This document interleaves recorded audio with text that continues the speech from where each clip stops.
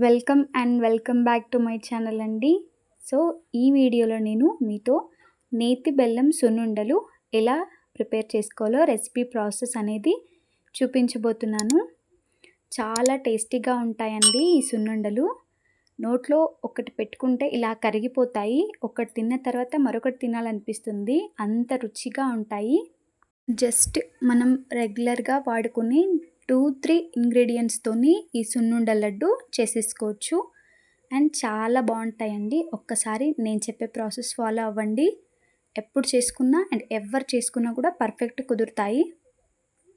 So process అనేది చూద్దాం. So ఇక్కడ నేను ఒక మందంగా ఉన్న కడాయి తీసుకొని అందులోకి 1 కప్ మినపగుళ్ళను తీసుకుంటున్నాను. ఇదే కప్పు కొలతతో చూపించబోతున్నాను నేను. అదే కప్పుతో పొట్టు ఉన్న మినపగుళ్ళని తీసుకుంటున్నాను. కావాలంటే మీరు టోటల్ పొట్టు మినపగుళ్ళతోనైనా చేసుకోవచ్చు, లేకపోతే పొట్టు లేని మినపగుళ్ళతో అయినా చేసుకోవచ్చు.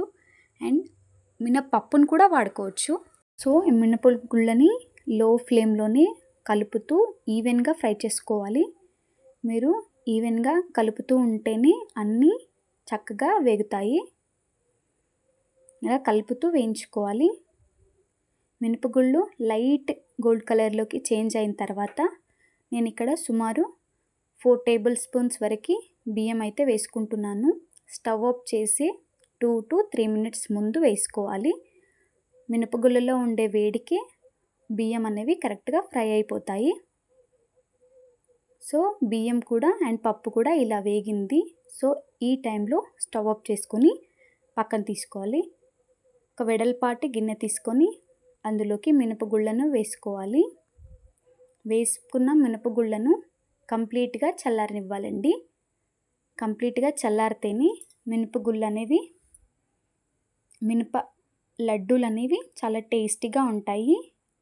అండ్ పిండి కూడా ఈవెన్గా మిక్స్ అవుతుంది, పౌడర్గా అవుతుంది.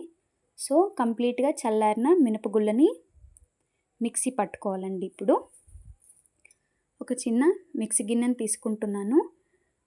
చిన్న మిక్సీ గిన్నెను తీసుకుంటే కొద్ది కొద్దిగా వేసుకుంటే పప్పు అంతా ఈవెన్గా ఫ్రై అవుతుంది కదా.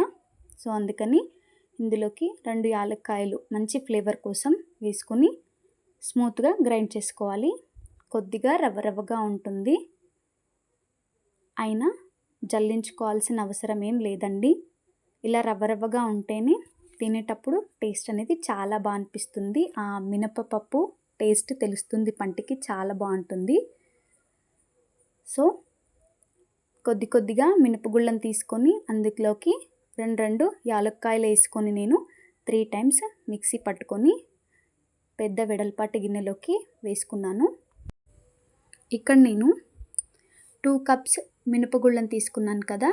అండ్ ఇక్కడ అదే కప్పుతో నేను ఇందాక చూపించిన కొలతలతోనే అదే కప్పుతో 1.5 cup బెల్లం తురుమునైతే తీసుకుంటున్నాను. మీకు ఇంకొద్దిగా స్వీట్ బాగా ఇష్టపడే వాళ్ళైతే మీరు మినపగుళ్ళని ఎంత క్వాంటిటీలో తీసుకుంటారో అంతే క్వాంటిటీలో ఈక్వల్గా బెల్లం అనేది వాడుకోవచ్చు. సో ఇలా పిండిలోనే వేసుకోవాలండి. మీరు డైరెక్ట్గా మినపగుళ్ళతో మిక్సీ పట్టుకుంటే చుట్టుకుపోతుంది అండ్ పర్ఫెక్ట్గా రాదు. కాబట్టి ఫస్ట్ పిండిలో వేసి కలిపిన తర్వాత మిక్సీ గిన్నె తీసుకొని అందులోకి కొద్దిగా వేస్తూ మిక్స్ చేసుకోవాలండి. ఇలా మిక్స్ చేసుకోవాలి. బెల్లం అనేది చూడండి ఎక్కడ ముద్దలు లేకుండా చాలా బాగా ఫైన్గా పౌడర్ అయింది. మీకు మినపగుళ్ళు కాస్త వేడిగా ఉన్నా కూడా ఇలా రాదండి, ఇది గుర్తుపెట్టుకోండి. మీరు కంప్లీట్గా చల్లారిన తర్వాతనే ఇలా పౌడర్లా వస్తుంది. సో ఇక్కడ నేను ఇందాక 2 cups మినపగుళ్ళను తీసుకున్నాను కదా, అదే కప్పు కొలతతో 1 cup కాచిన వేడి నెయ్యిని అయితే వేసుకుంటున్నాను.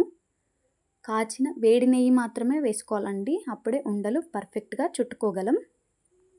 మీరు వేడి నెయ్యిని కొద్దిగా వేసుకొనైనా ఉండలు చుట్టుకోవచ్చు, లేదంటే నెయ్యి మొత్తం ఒకేసారి వేసి పిండిలో బాగా కలిసేలా నెయ్యిని కలిపిన తర్వాత ఉండలను చుట్టుకోవచ్చు.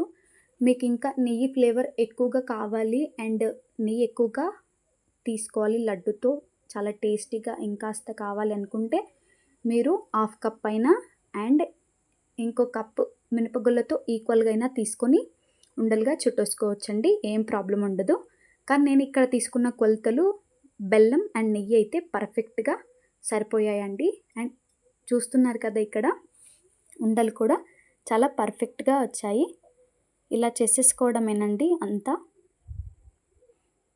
గట్టిగా ప్రెస్ చేయకుండా నెమ్మదిగా ఉండల్లా చుట్టుకోవాలి. మీకు ఇంకా ఈ క్వాంటిటీతో ఉండలు రాలేదు అనుకుంటే ఇంకాస్త నెయ్యిని వేడి చేసుకొని, ఇంకా 1/2 కప్ నెయ్యి వేడి చేసుకొనైనా ఉండలు చుట్టుకోవచ్చు, పర్ఫెక్ట్గా వస్తాయండి. సో ఇంతేనండి, నేతి బెల్లం సున్నుండల రెసిపీ అయితే షేర్ చేశాను. అండ్ చాలా చక్కగా కుదురుతాయండి. నేను చెప్పే క్వాంటిటీస్తో ఫాలో అయిపోతే ఫస్ట్ టైం చేసే వాళ్ళకి కూడా పర్ఫెక్ట్గా కుదురుతాయి. ఈ లడ్డూస్ని ఫెస్టివల్స్ అప్పుడు కానీ, అండ్ ఇంటికి ఎవరైనా గెస్ట్లు వచ్చినప్పుడు కానీ, వెకేషన్స్ అలా వెళ్ళినప్పుడు కానీ చేసేసుకోవచ్చు, చాలా బాగుంటాయి. సో వీడియో నచ్చితే like, share, subscribe. Thanks for watching.